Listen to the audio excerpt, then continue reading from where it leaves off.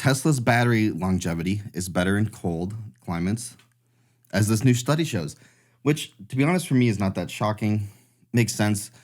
Tech always operates better in the cold to a point, and especially batteries do better in colder environments. So it would make sense to see Tesla's batteries acting the exact same way. And like I said, we have no exception here. So Recurrent, which has access to data from over 12,500 Tesla vehicles in the US through its software service, has been releasing interesting new looks into battery information based on these Teslas. So Recurrent assigns a range score to each battery it tracks. It basically, the percentage of range for retention. For example, a range score of 90 would mean 90% of the battery pack, 90% of the original size of your battery still working as intended.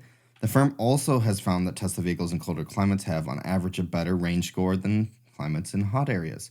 So as you can see, it's actually rather close. Now, I don't know, it's hard to know exactly what all of these 12,500 vehicles are, but as you can see, the range scores tend to be slightly lower in hot environments. That said, it's not that much different. You can make an argument that the weather itself, at this point, a 3% difference. I mean, it's a lot of battery space in a car, but it's not like the percentage isn't that different. So what you could argue is people down here, in these hotter areas are just driving more year-round versus people in these colder environments in the winter might not be commuting as much or going places as often. Also, things down in the south are just spread out more. So going places, just naturally you're going to drive more over time. So maybe I'm wrong. Maybe this is not exactly what's happening, but it seems to be what is. So extreme cold negatively affects the range of vehicles.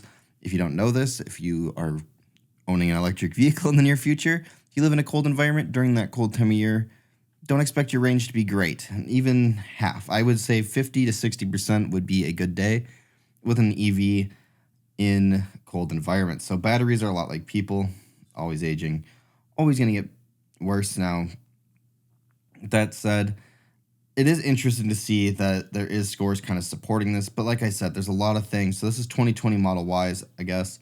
So fairly comparable.